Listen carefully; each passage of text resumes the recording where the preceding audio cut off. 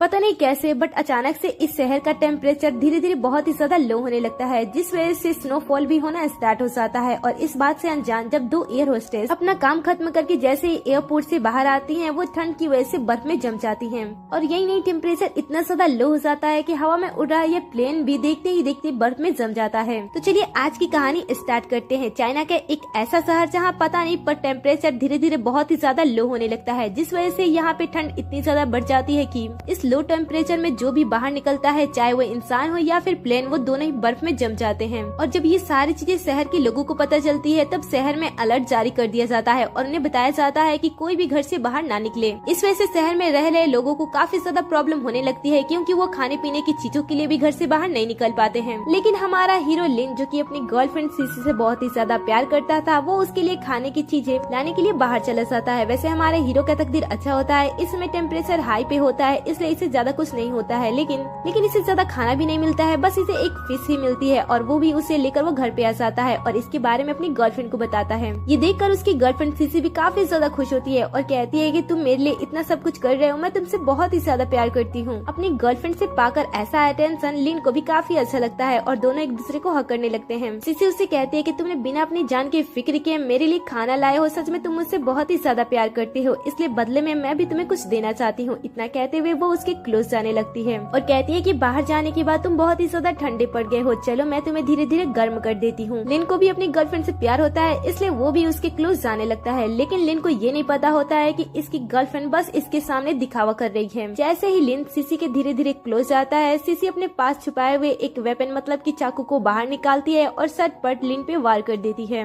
लिन ऐसी हालत में होता है, लेकिन उसे अभी भी कुछ भी नहीं पता होता है कि आखिर सीसी ने उसके साथ ऐसा क्यों किया। और जैसे यहाँ पे उसका कजन ब्रदर जाओ आता है, लिन उसे हेल्प मांगता है, लेकिन सीसी जाओ से कहती है कि जाओ, जैसा तुमने कहा था मैंने इसके साथ वैसा ही किया है, क्या तुम्हें पसंद आया? जाओ कहता है कि हाँ बिल्कुल, मुझे बहुत ही ज्यादा पसंद आया। भाई मुझे माफ करना, मैंने तुम्हारे साथ ऐसा किया, लेकिन तुम्हारी ये जो गर्लफ्रेंड है वो लंबे समय से मेरी है और मैं नहीं चाहता हूँ कि ये तुम्हारे साथ रहे। सीसी जाओ से कहती है लेकिन इसने मेरे पैरों को छूने की कोशिश की, इसकी सजा तो इसे देनी चाहिए ना। जाओ कहता है कि ठीक है, तो इसके पैर काट देते हैं। ये सुनकर सीसी बिना कुछ भी सोचे समझे बड़ी ही बेरहमी से लिन के पैर को काट देती है और उसके बाद ये दोनों लिन को बाहर बर्फ में फेंक देते हैं। जब लिन अपनी आखिरी सांसें ले रहा होता है, तब वो अपने भाई के बारे में और अपनी गर्लफ्रेंड के बारे में सोचता है और कहता है कि अगर सच में कोई मरने के बाद दोबारा जीवित होता है और मुझे ये मौका मिलता है, तो मैं अपने भाई और अपनी गर्लफ्रेंड से इसका बदला जरूर लूंगा। मैं कसम लेता हूँ कि मैं उन दोनों को बिल्कुल भी इतनी आसानी से नहीं जाने दूंगा। ऐसा कहते हुए वो अपना वहीं पे दम तोड़ देता है। लेकिन तभी अचानक से मैजिक होता है और लिन का पुनर्जन्म हो जाता है। जब वो अपने आप को जीवित देखता है, तब वो काफी ज्यादा घबराया होता है और तभी उसकी नजर कैलेंडर पे पड़ती है, जिससे उसे पता चलता है कि वो इस इंसिडेंट से 3 दिन पहले जगह है। ये देखकर वो घबराते हुए पानी की बोतल लेता है और इसे देखते हुए कहता है कि दोबारा जीवन मिलने पे मुझे ये साधारण से दिखने वाला पानी का बोतल भी बहुत ही ज्यादा कीमती लग रहा है। सच में जीवन इतना ज्यादा कीमती है कि इसे कितने भी पैसों में नहीं खरीदा जा सकता है। ऐसा सोचते हुए वो पानी पीता है और रिलैक्स होने के बाद उस बोतल को पास रखे एक बर्तन में फेंक देता है और वहाँ से जाने लगता है। लेकिन लिन को पता नहीं होता है कि उसके पिता द्वारा दिया गया ये बर्तन कोई आम बर्तन नहीं है, बल्कि ये एक जादुई बर्तन है।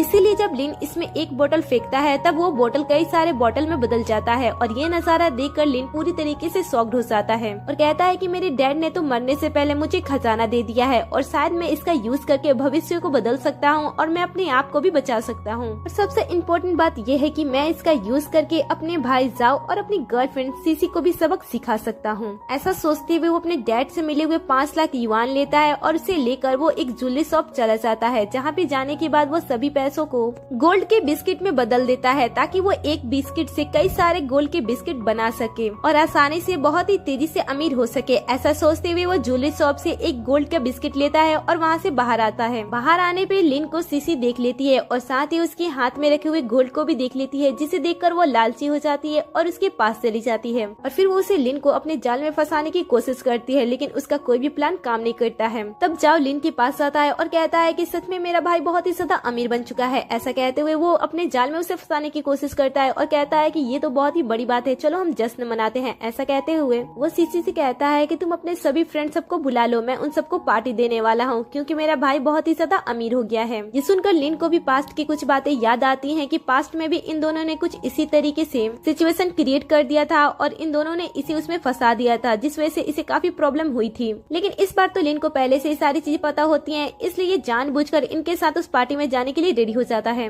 यहाँ पे आने के बाद जाओ सभी से कहता है कि आप सबको जो कुछ भी चाहिए, जितनी महंगी चीजें चाहिए आप सब खरीद के खा सकते हो और उन सब का बिल मैं दूंगा, क्योंकि मेरा भाई बहुत ही ज्यादा अमीर हो गया है। इतना कहने के बाद सभी बहुत ही आराम से खाते हैं और एंजॉय करते हैं। कुछ टाइम के बाद जाओ यहाँ पे बहुत ही ज्यादा एक्सपेंसिव, जो कि बहुत ही साल पुरानी वाइन होती है, उसे मंगाता है और उसे टेस्ट करने के लिए देता है। सभी उस वाइन को यूज करते हैं और आराम से खाना खाते हैं। कुछ टाइम के बाद बिल की बारी आती है और इन्हें पता चलता है कि इन सभी ने जितना खाना खाया है उनका कॉस्ट होता है टोटल 1,87,000 युआन होती है, जिसे देखकर तो एक पल के लिए सभी लोग काफी ज्यादा हैरान हो जाते हैं। फिर समय आता है लिन को सीसी को बेवकूफ बनाने के लिए, इसलिए सीसी लिन से बात करती है और कहती है कि ये सारे मेरे फ्रेंड्स हैं, तो क्या तुम मेरे लिए छोटी सी बिल नहीं भर सकते हो, क्योंकि तुम मेरे तो बॉयफ्रेंड हो ना। इतना कहने के बाद वो उसे मस्का लगाने की कोशिश करती है, लेकिन लिन तो उसे साफ साफ मना कर देता है और कहता है कि मैं तो कोई बिल नहीं देने वाला हूँ। ये सुनकर तो सभी लोग शॉक्ड हो जाते हैं और सोचने लगते हैं कि आखिर आगे उनके साथ क्या होगा। तभी जाओ हीरो की तरह आता है और कहता है कि कोई बात नहीं, मेरा भाई अगर बिल नहीं देना चाहता है तो मैं खुशी खुशी बिल दे सकता हूँ। इतना कहने के बाद वो बिल देने के लिए खड़ा होता है, लेकिन चालाकी से वो अपना फोन ऑफ कर देता है और ऐसा रिएक्ट करता है कि मानो उसका फोन पहले से बंद है। इतना कहते हुए कहता है कि ओ नो, मेरे फोन के चार्ज खत्म हो गया, आखिर मैं पेमेंट कैसे करूँ, क्योंकि मेरे पास तो कोई कार्ड भी नहीं है। फिर वो लिन से हेल्प मांगता है और कहता है कि भाई क्या तुम इस बार मेरी हेल्प नहीं कर सकते हो, मैं घर पे चलने के बाद तुम्हारे सारे पैसे तुम्हें दे दूंगा। लेकिन लिन तो उसे पैसे देने से साफ साफ मना कर देता है और कहता है कि आखिर मैं इतना बड़ा अमाउंट क्यों दूं। सीसी कहती है कि तुमने कुछ टाइम पहले ही 5 लाख युआन की एक गोल्ड बिस्किट खरीदी है और क्या तुम यहाँ पे एक छोटी सी रकम नहीं दे सकते हो। लिन कहता है कि मैं किसी के भी पैसे आखिर क्यों दूं, मैंने जितना खाया मैं उसी के पैसे दूंगा। इतना कहने के बाद वो अपना बिल कटा लेता है और वहाँ से चला जाता है। लड़की जाओ के सामने आती है और कहती है कि सर आपने अभी तक पूरा बिल जमा नहीं किया है, लेकिन जाओ कुछ भी नहीं बोलता है, इसलिए वो पुलिस बुला लेती है।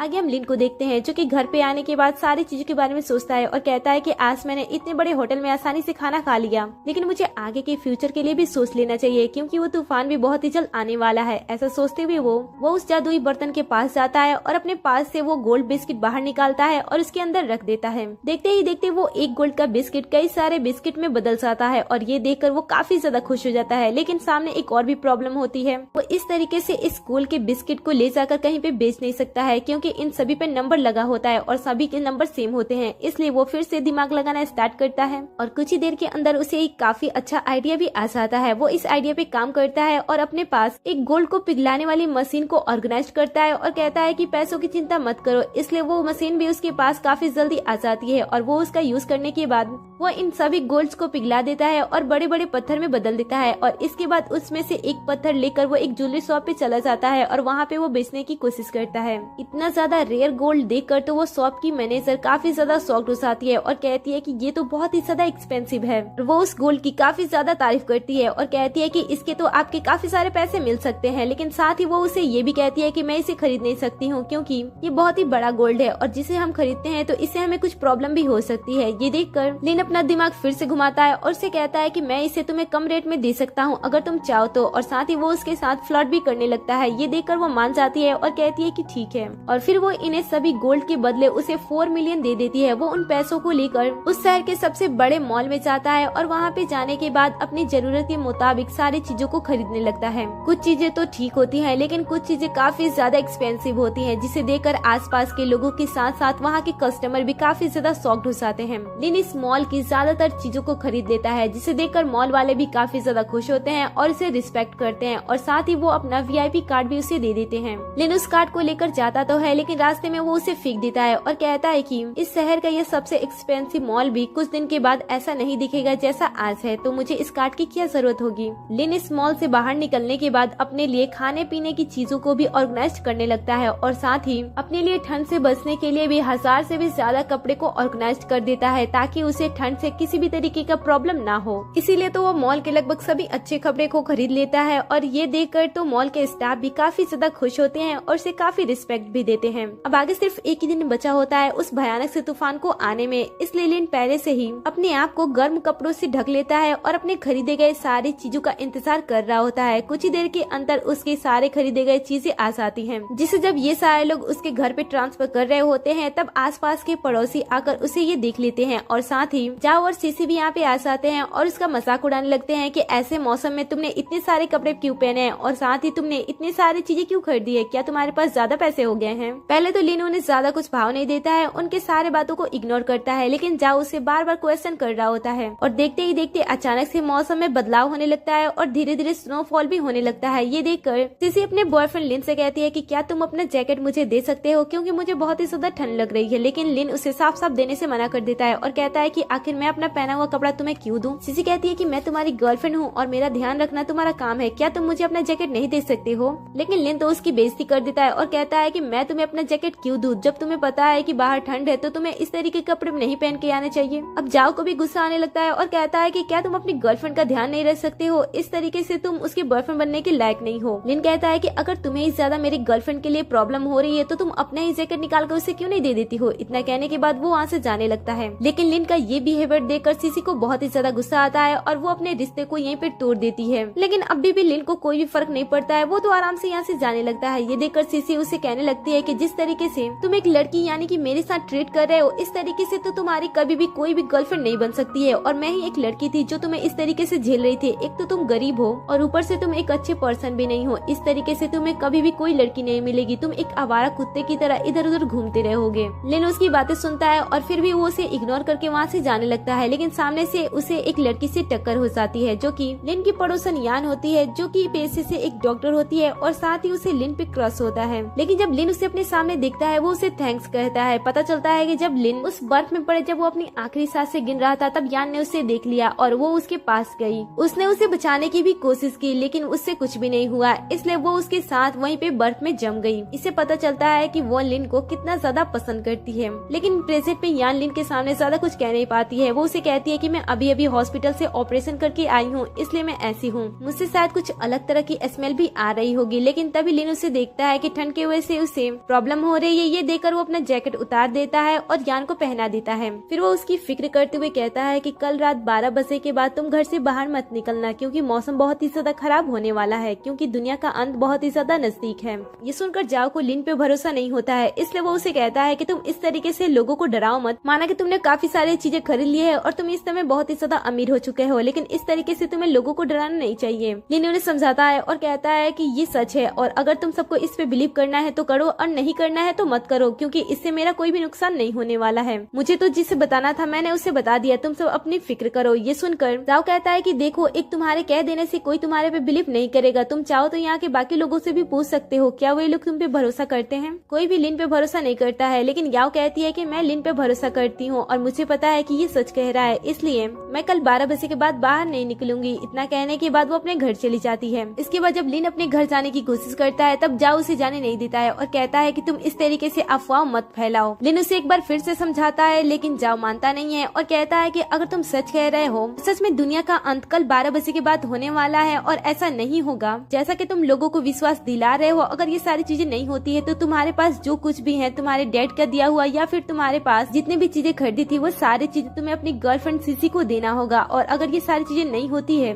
तभी लिन बोल पड़ता है कि अगर मेरी सारी बातें सच हो जाती है तो मैं तुम दोनों को मार मार के जान से मार डालूंगा। इतना कहने के बाद वो वहाँ से चला जाता है। इसके बाद लिन अपने घर पे आने के बाद सिक्योरिटी वालों को काफी ज्यादा पैसे देने के बाद अपने घर को कुछ इस तरीके से डिजाइन करता है कि उसका सिंपल सा दिख रहा हुआ डोर बहुत ही ज्यादा मजबूत हो जाता है। उसके कांच से बने हुए दरवाजे बुलेट प्रूफ बन जाते हैं और साथ ही इसके घर में टेम्परेचर लो और हाई करने का सिस्टम लग जाता है। वो अपने घर पे बैठे हुए सीसीटीवी कैमरा से अपने घर के चारों तरफ देख पाता है। ऐसे वो काफी सारी चीजें हाईली पेमेंट करने के बाद अपने घर को बहुत ही ज्यादा मॉडिफाई कर देता है, जिस वजह से उसे किसी तरीके से प्रॉब्लम ना हो। क्योंकि अब अंत नजदीक आने में ज्यादा समय नहीं था, इसलिए वो सारी चीजों को बहुत ही अच्छे से ऑर्गेनाइज कर रहा था।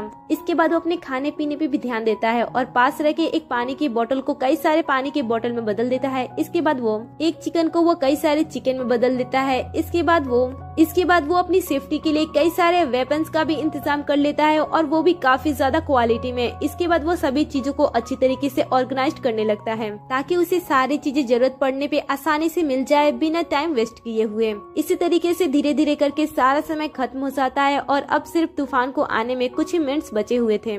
और धीरे धीरे ये समय भी खत्म हो जाता है। जब जाओ देखता है कि 12 बजने के बाद भी कुछ भी नहीं हो रहा है सिवाय थोड़ी सी ठंड बढ़ने के। ये देखकर वो गुस्सा हो जाता है और वो लिन की सारी चीजों को लेने के लिए घर से बाहर निकल जाता है। दूसरी तरफ हम येन को देखते हैं। इसकी फ्रेंड बायुन उसे बाहर जाने के लिए कह रही होती है और कहती है कि चलो हम बाहर चलते हैं, बाहर का मौसम बहुत ही ज्यादा अच्छा है, लेकिन यान जाने से मना कर देती है और उसे लिन के बारे में बताती है। ये देखकर बाइजू को काफी ज्यादा गुस्सा आता है और वो उसे कहती है कि बस उस लड़के ने तुमसे ये कह दिया और तुमने इस बात को मान लिया। यान कहती है कि मैं उसकी बातों पे नहीं बल्कि उस पर विश्वास कर रही हूँ, इसलिए मैं बाहर नहीं जा रही हूँ और मैं तुमसे भी कह रही हूँ कि प्लीज तुम बाहर मत जाओ। लेकिन बाइजू उसकी बातें नहीं सुनती है और वो अपने साथ उसे भी बाहर लेकर चली जाती है। लेकिन जैसे वो लोग बाहर आते हैं, बाहर का नजारा देखकर वो लोग शॉक्ड हो जाते हैं क्योंकि बाहर बहुत ही ज्यादा ठंड पड़ रही थी, इसलिए वो तुरंत घर के अंदर चले जाते हैं। इधर जाओ जब सीसी के साथ घर से बाहर निकलता है तब वो देखता है कि बाहर का मौसम बहुत ही ज्यादा खराब है और यहाँ पे एक पर्सन बर्फ में जम चुका है। ये देखकर आसपास के पड़ोसी भी काफी ज्यादा डर जाते हैं और इसके बारे में सोचने लगते हैं कि आखिर ये सारी चीजें क्यों हो रही हैं। तभी यहाँ पे जाओ की मॉम भी आ जाती है। जाओ उन्हें देखकर पूछता है कि मॉम आप बाहर क्या कर रहे हो। तब उसकी मॉम उसे बताती है कि बाहर कुछ भी खाने को नहीं मिल रहा है, इसलिए मैं खाना ढूंढते ढूंढते परेशान हो गई हूँ। ये सुनकर जाओ को लिन के बारे में याद आता है कि वो अपने घर पे काफी सारे राशन के सामान ले गया था, इसलिए वो इन सारी चीजों के बारे में अपने सारे नेबर्स को बताता है और कहता है कि चलो हम वहाँ पे चलकर खाना खा लेते हैं, क्योंकि इस समय तो ठंड की वजह से हमें कुछ भी खाने को नहीं मिल रहा है और उसके पास खाना भी है और वो भी बहुत ही ज्यादा, तो चलो उसी के पास चलते हैं। ऐसा सोचते हुए सभी लिन के घर की तरफ जाने लगते हैं। यहाँ पे लिन बड़े ही आराम से बैठा होता है और गरम गरम खाने का आनंद ले रहा होता है। तभी उसके घर का अलार्म बजता है और उसे पता चलता है कि ठंड काफी ज्यादा बढ़ गई है, लेकिन लिन को इससे कोई भी फर्क नहीं पड़ता है क्योंकि उसने सारी चीजें पहले से तैयार कर ली थी और इसे ये भी पता था कि आगे चलने के बाद और भी ज्यादा ठंड बढ़ने वाली है, इसलिए वो पूरे तरीके से रेडी होकर बड़े ही मजे से आराम से खाना खा रहा होता है। तभी यहाँ पे वो सारे लोग आ जाते हैं और यहाँ पे आने के बाद वो उससे खाना मांगते हैं और घर के अंदर आने की कोशिश करते हैं और कहते हैं कि तुम तो इतने बड़े मेज पे इतना सारा खाना अकेले खा रहे हो, क्या तुम अपने खाने को हमारे साथ शेयर नहीं कर सकते हो। लेकिन ये सुनकर साफ साफ मना कर देता है और कहता है कि मैं अपने किसी भी चीजों को आपके साथ शेयर नहीं करना चाहता हूँ। ये सुनकर उसके नेबर्स कहते हैं कि हम तुम्हारे अच्छे पड़ोसी हैं और तुम भी तो एक अच्छे पड़ोसी हो, तो क्या तुम अच्छे पड़ोसी के नाते हमारी मदद नहीं कर सकते हो और हम सबको अपने घर के अंदर नहीं ले सकते हो, क्या तुम्हारा घर तो इतना ज्यादा बड़ा है। लेकिन ये सुनकर कहता है कि मैंने ये सारी चीजें अपने खुद के पैसों से खरीदा है और वो भी अपने लिए, तो मैं अपनी चीजें तुम लोगों को क्यों दूं, और वैसे भी मैंने इसके बारे में तुम सबको तो चेतावनी दी ही थी, लेकिन तुम सब मेरे बातों पे बिलीव ही नहीं किए थे, तो इसलिए जो कर्म किया है उसका फल तुम खुद ही भुगतो। अभी ने पता चल गया था कि लिन इनकी किसी भी तरीके से मदद नहीं करने वाला है, इसलिए वो सीसी की हेल्प लेते हैं और कहते हैं कि इससे तो तुम प्यार करते थे, क्या इसके लिए भी तुम ये दरवाजा नहीं खोल सकती हो। सीसी भी अपनी बॉडी का यूज करती है और उसे फंसाने की कोशिश करती है, लेकिन इस बार लिन को सारी सच्चाई पहले से पता होती है कि किस तरीके से उसकी गर्लफ्रेंड ने उसके साथ इतना बड़ा गलत काम कर दिया था, इसलिए वो इस बार इसके किसी भी छलावे में नहीं आता है और वो उसे डायरेक्टली रिजेक्ट कर देता है और कहता है कि मैं तुम्हें बिल्कुल भी इंटरेस्टेड नहीं हूँ। ये सुनकर तो सीसी बहुत ही ज्यादा गुस्सा हो जाती है और कहती है कि क्या तुमने नहीं कहा था कि तुम मुझसे प्यार करते हो और तुम हमेशा मेरा ख्याल रखना चाहते हो। ये सुनकर वो कहता है कि मैं चाहता था कि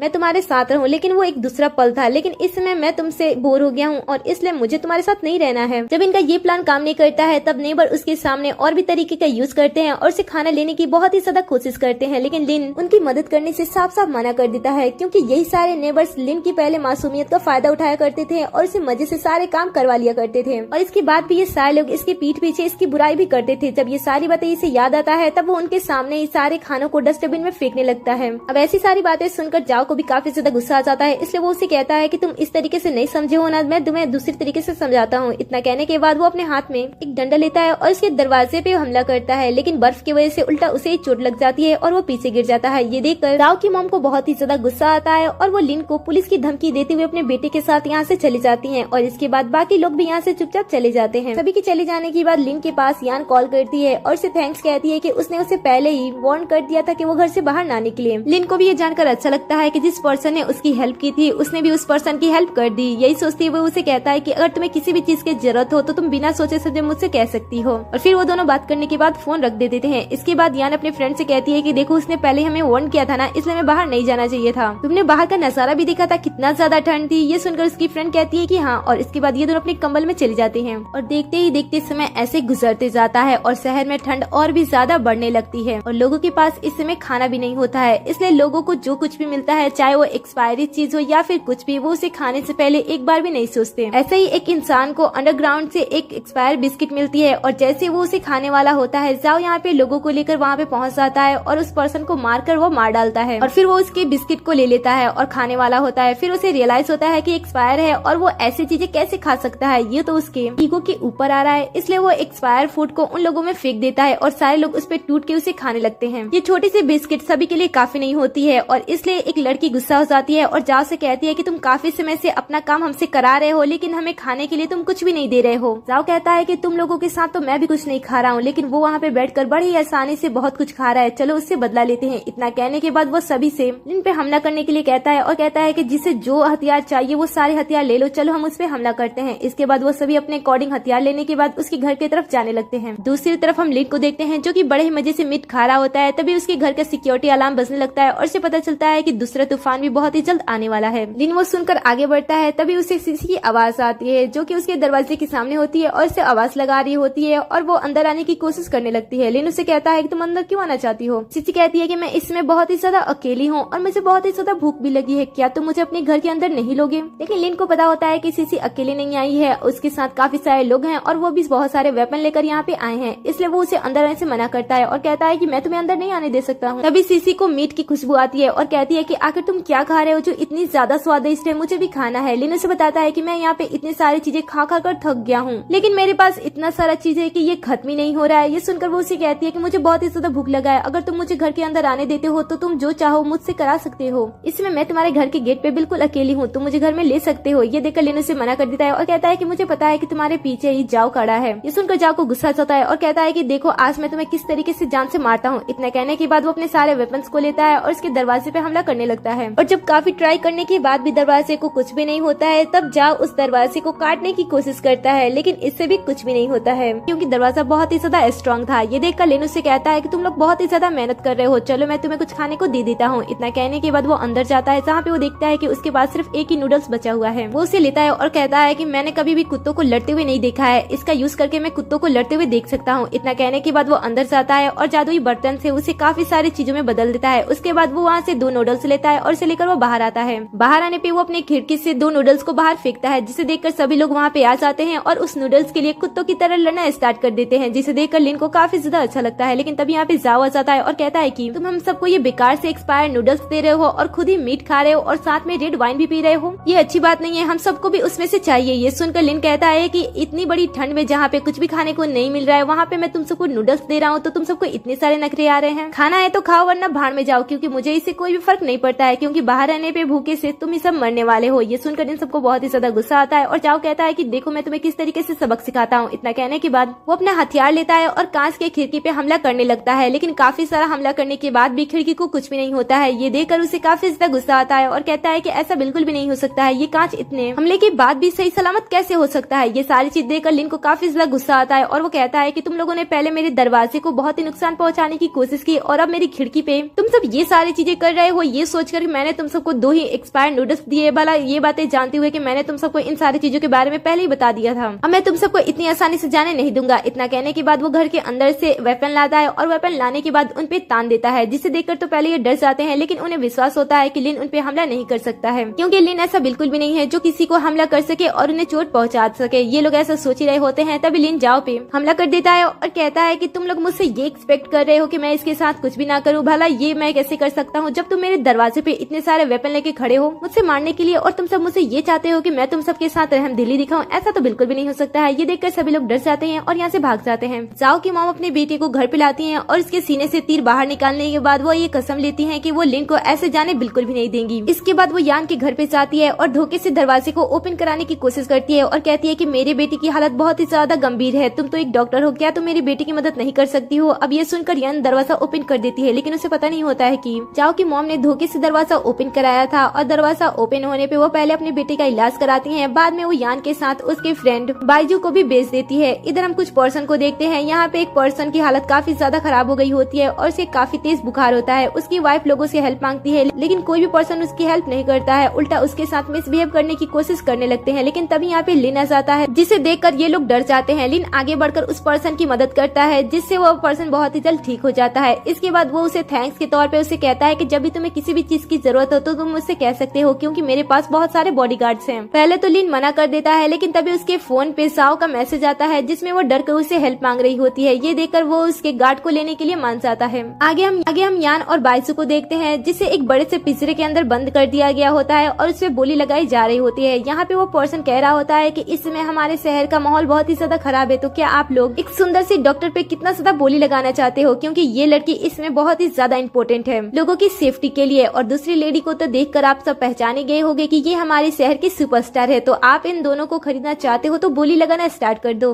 अब इन दोनों की ब्यूटी और इनकी काबिलियत को देखकर यहाँ पे मौजूद सारे लोग बेशरमों की तरह बोली लगाना स्टार्ट कर देते हैं। धीरे धीरे इनकी बोली बहुत ही ज्यादा ऊपर जाने लगती है। इनकी बोली पैसों के ऊपर नहीं बल्कि खाने पीने की चीजों के ऊपर लग रही होती है, क्योंकि इसमें खाने पीने की चीजें बहुत ही ज्यादा एक्सपेंसिव हो चुकी होती हैं। जो कि ये सारी बातें सुनकर तो बायजू को बहुत ही ज्यादा बुरा लग रहा होता है। वो कहती है कि तुम एक मशहूर डॉक्टर हो और मैं एक मशहूर स्टार हूँ, लेकिन फिर भी इन लोगों ने हमारी कोई भी कदर नहीं की। ये लोग सबके सामने हमारी बोली लगा रहे हैं। ऐसा सोचते हुए वो रोना स्टार्ट कर देती है, क्योंकि वो सारी चीजें सहन नहीं कर पा रही होती है। वो कहती है कि मैं इन सारी चीजों से अच्छा है कि मैं मर जाऊं। तभी धीरे धीरे बोली आगे बढ़ती है और यहाँ पे एक पर्सन होता है जो कि जाओ का रिलेटिव होता है। वो आगे बढ़ता है और सबसे ज्यादा बोली लगाता है, जिसके बाद ये दोनों लड़कियां उसकी हो जाती हैं। इसके बाद स्वॉर्ड के कहने पे दोनों लड़कियों को बाहर निकाला जाता है और जैसे स्वॉर्ड उन लड़कियों की तरफ आगे बढ़ता है तब यहाँ पे लिन आ जाता है। लिन को देखकर स्वॉर्ड उससे पूछता है कि तुम कौन हो। वो जवाब दे उससे पहले जाओ और सीसी दोनों कहने लगते हैं कि ये गरीब है जो हमारा पीछा करते करते यहाँ पे आ गया है। लिन उनकी किसी भी बात का जवाब नहीं देता है, बल्कि वो अपने गार्ड से कहता है कि सारी चीजों को वापस लाओ। ये सुनकर लिन के गार्ड्स खाने पीने की चीजों को धीरे धीरे करके बाहर लाते हैं, जो कि 100 गुना ज्यादा होती है इनकी लगाई गई बोली से।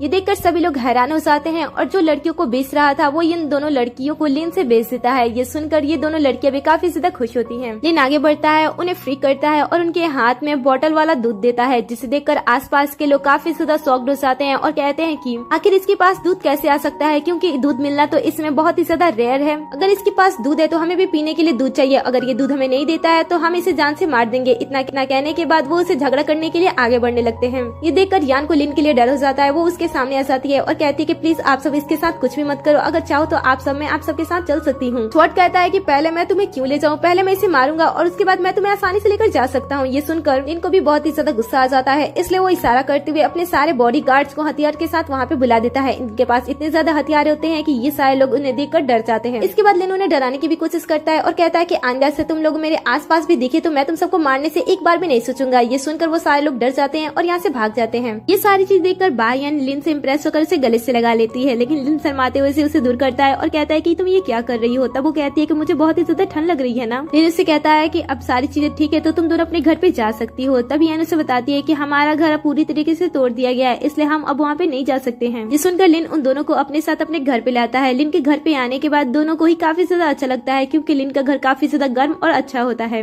लिन तो पहले अपने घर के बारे में कुछ बातें बताता है और कहता है कि तुम लोग मेरे घर में ऐसे वैसे कहीं पे घूम नहीं सकते हो, तुम लोगों को अपने रूम में ही रहना होगा। और हाँ बायजू, किसी भी रूम में जाने से पहले मुझसे परमिशन जरूर लेना, नहीं तो मैं तुम्हें घर से बाहर निकाल दूंगा। इतना कहते हुए वो उनसे पूछता है कि क्या तुम दोनों को भूख लगा है। अब इन दोनों को तो भूख लगा होता है, लेकिन ये दोनों झूठ बोलती हैं। लेकिन लिन तभी भी उनके लिए खाने की काफी सारी चीजें लाता है, जिसे देखकर बायजू तो बहुत ही ज्यादा खुश होती है और ये दोनों खाना स्टार्ट कर देते हैं। पास से ही जाओ और सीसी गुजर रहे होते हैं। सीसी जैसे इन दोनों को खाना खाते हुए देखती है वो अपना आपा खो देती है और लिन के खिड़की पे आकर उससे मदद मांगने लगती है और कहती है कि प्लीज तुम मुझे अंदर ले लो, क्योंकि बाहर बहुत ही ज्यादा ठंड है और मुझे बहुत ही ज्यादा भूख भी लगी है। लिन भी मजे लेने के लिए उसके पास चला जाता है और कहता है कि अगर मैं तुम्हें अपने घर के अंदर ले लेता हूँ और तुम्हें खाने के लिए देता हूँ तो तुम मेरे लिए क्या करोगी। सीसी बिना कुछ भी सोचे समझे कई सारी बातें कह जाती है और कहती है तुम जो कुछ भी चाहो मैं तुम्हारे लिए सारी चीजें कर सकती हूँ। जो कि ये देखकर जाओ को काफी ज्यादा गुस्सा आता है और वो सीसी को अपने साथ वहाँ से लेकर चला जाता है और घर पे आने के बाद गुस्से में वो उसे थप्पड़ मारता है और कहता है कि तुम कुत्तों की जैसे बिहेव क्यों कर रही हो, मैं तुम्हारे लिए खाने का इंतजाम कर रहा हूँ ना, तो इसलिए मुझे उससे सबसे पहले जान से मार लेने दो, उसके बाद तुम उसके सारे घर पे कब्जा कर लेना। इतना कहने के बाद वो वहाँ से चला जाता है और के सभी लोगों को ये इन्फॉर्म कर देता है कि लिन के घर पे खाने पीने की काफी सारी चीजें हैं और उसके घर भी काफी ज्यादा गर्म है। ये जानकर एक लड़की लिन के घर पे जाती है और अपने बॉडी का यूज करके लिन को फंसाने की कोशिश करती है ताकि लिन उसे अपने घर के अंदर ले ले, लेकिन लिन पहले से ही धोखा मिलने पे काफी ज्यादा स्ट्रांग हो गया था, इसलिए वो इसके जाल में नहीं आता है और वो उसे कहता है कि मैं तुम्हें खाना नहीं देने वाला हूँ, लेकिन तुम मुझे ये बताओ कि तुम यहाँ पे कैसे आ गई हो। तभी वो उसे सोसाइटी के ग्रुप के बारे में बता देती है, जहाँ से लिन को भी पता चल जाता है कि ये सारी चीजें जाओ कर रहा है ताकि ये सारे लोग मिलकर एक साथ लिन पे हमला करें। लेकिन ये सारी चीजें जानने के बाद भी लिन को कोई भी डर नहीं होता है। वो उन सभी को ओपनली कहता है कि तुम लोगों को जो करना है वो कर लो, क्योंकि पहले ही मैंने तुम सबको इसके बारे में मैंने पहले ही बताया था, लेकिन उस समय तुम सब मुझ पे हंस रहे थे, इसलिए ये प्रॉब्लम को इस समय तुम खुद ही सॉल्व करो और मेरी चीजों को चुराने के बारे में बिल्कुल भी मत सोचो। जब इससे भी लिन उन सबको खाने पीने की चीजें नहीं देता है तब ये लोग सोसाइटी में एक मीटिंग बैठाते हैं, जहाँ पे सारे लोग बैठे होते हैं और वो बातचीत कर एक सॉल्यूशन निकालते हैं कि जिसके पास जितने भी खाने की चीजें हैं वो सबसे पहले उन खानों को इकट्ठा करेंगे और उसके बाद वो सब में बांट देंगे ताकि सबको खाना मिल सके। ये सुनकर जो भोले लोग होते हैं वो अपना खाना धीरे धीरे करके आगे करने लगते हैं और सभी लोग एक एक करके अपने खाने की चीजों को रख देते हैं और बारी आती है लिन की, लेकिन लिन अपने तरफ से कुछ भी नहीं देता है। कहता है कि आखिर मैं अपनी खरीदे गई चीजों को तुम लोगों के साथ क्यों शेयर करूं। इतना कहने के बाद वो वहाँ से जाने लगता है, लेकिन तभी यहाँ पे सीसी आती है और उसे वहाँ से जाने से रोकने की कोशिश करने लगती है, क्योंकि दूसरी तरफ ये सारे लोग इसी समय का फायदा उठाकर लिन के घर पे घुसने की कोशिश करते हैं, जहाँ पे स्वॉर्ड अपने सारे बॉडीगार्ड्स के साथ उसके घर पे जाता है और उसके दरवाजे को तोड़ने की बहुत ही ज्यादा कोशिश करने लगता है। घर के अंदर यैन होती है जो कि ये सारी चीजें देखकर बहुत ही ज्यादा डर रही होती है, क्योंकि उसे पता नहीं होता है कि ये घर बहुत ही ज्यादा स्ट्रॉन्ग है। तब दरवाजा खोलने की कोशिश करते हैं, दरवाजा ओपन नहीं होता है। तब वो दरवाजे को हैक करते हैं, लेकिन तभी उसमें से करंट निकलता है और जो दरवाजा हैक कर रहा था उसे करंट लगता है और दोनों ही पर्सन वहाँ पे मर जाते हैं, जिसे देखकर स्वॉर्ड जाओ पे बहुत ही ज्यादा गुस्सा होता है और उसे बातें सुनाते हुए इसे काफी ज्यादा पीटता है और उसके बाद वो सीसी से कहता है कि इसे जान से मार डालो। इसके बाद जब लिन का मेन दरवाजा ओपन नहीं होता है तब वो दूसरा प्लान अप्लाई करते हैं और लिन के घर के बगल में जो घर होता है उस घर में घुस जाते हैं और उस घर के दरवाजे के थ्रू लिन के घर के दरवाजे को तोड़ने की कोशिश करने लगते हैं, जिसके बारे में लिन को जैसे ही पता चलता है वो अपने बॉडीगार्ड्स को वहाँ पे भेज देता है और वो बॉडीगार्ड स्वॉर्ड के गार्ड्स को और उसको बहुत ही बुरी तरीके से पीटते हैं, जिसे देखकर वो सारे लोग वहाँ से भाग जाते हैं। अब सारी चीजें ठीक हो जाने के बाद जब लिन घर पे आता है तब वो सारी चीजें देख लेता है जो कि सीसीटीवी कैमरा में रिकॉर्ड हुई थी। ये सारी चीजें वो देख रहा होता है, जिसे देखकर येन तो काफी डर रही होती है, लेकिन वो उसे समझाता है कि तुम्हें कुछ भी नहीं होगा क्योंकि मेरा घर बहुत ही ज्यादा स्ट्रॉन्ग है, तो तुम्हें यहाँ पे चिंता करने की कोई जरूरत नहीं है। तभी लिन के पास उसके बॉडीगार्ड उसका कॉल करता है और उसे अपने पास बुलाता है। जब लिन वहाँ पे जाता है तब वो सारी बातें उसे बताता है। ये सुनकर लिन उससे कहता है कि तुम लोगों ने बहुत ही अच्छा काम किया, इसलिए मैं तुम लोगों को खाने के लिए काफी सारी चीजें दे रहा हूँ। इतना कहने के बाद वो खाने से भरा हुआ घर का चाबी देता है, लेकिन ये लोग लेने से मना कर देते हैं और कहते हैं कि आपने पहले हमारे लिए बहुत कुछ कर दिया है। लेकिन लिन उन्हें फिर भी किस दे देता है और घर पे आ जाता है। जैसे वो अपने कमरे में सोने जाता है वो अपने बिस्तर पे बाइजू को देखकर डर जाता है और कहता है कि तुम यहाँ पे क्या कर रही हो। बाइजू उसके साथ फ्लर्ट करने के लिए आई थी, वो भी मस्ती के तौर पे, क्योंकि उसे पता होता है कि ये सिर्फ मेरी बहन से प्यार करता है, इसलिए वो उसके साथ मस्ती करने के लिए थोड़ी सी फ्लर्ट करने के लिए आई होती है और उसे कहने लगती है कि आज रात मैं तुम्हारे साथ सोना चाहती हूँ, क्या तुम्हें कोई प्रॉब्लम तो नहीं है ना। अब पहले तो लिन उसे समझाने की बहुत ही ज्यादा कोशिश करता है और उसे कमरे से निकालने की भी कोशिश करता है, लेकिन जब काफी देर तक ये यहाँ से निकलने का नाम नहीं लेती है तब लिन भी उसके साथ मस्ती करना स्टार्ट कर देता है और वो उसके धीरे धीरे क्लोज जाने लगता है। ये देखकर वो डरने लगती है और वहाँ से भाग जाती है, जिसे देखकर लिन मुस्कुराने लगता है। अब देखते ही देखते समय ऐसे ही बीतता जाता है और लिन धीरे धीरे बहुत ही ज्यादा अमीर हो जाता है और उसने एक बहुत ही बड़ी कंपनी भी खोल ली होती है और उसने उस कंपनी में कुछ अलग सी चीजों को भी ऐड किया होता है कि जो लोग यहाँ पे काम करेंगे उन्हें इस मौसम में भी खाने पीने की काफी सारी चीजें मिलेंगी। अब ये सुनकर सभी लोग उस कंपनी में ज्वाइन होने के लिए आने लगते हैं। साथ ही उसने अपने असिस्टेंट को अपना बॉडीगार्ड भी बना लिया होता है और वो कंपनी देखने के लिए यहाँ पे आया होता है। तभी पीछे से इस कंपनी में स्वॉर्ड और सीसी भी इंटरव्यू देने के लिए आ जाते हैं। यहाँ पे आने के बाद वो जैसे ही सीसी पानी देखती है वो उसे पीना स्टार्ट कर देती है, जैसे उसने काफी समय से पानी नहीं पिया है, जिसे देखकर सभी लोग उसे अजीब तरीके से देखने लगते हैं। ये देखकर स्वॉर्ड सीसी के पास जाता है और उसे समझाता है और कहता है कि तुम्हें पता है ना कि ये कंपनी मेरे अंकल की है,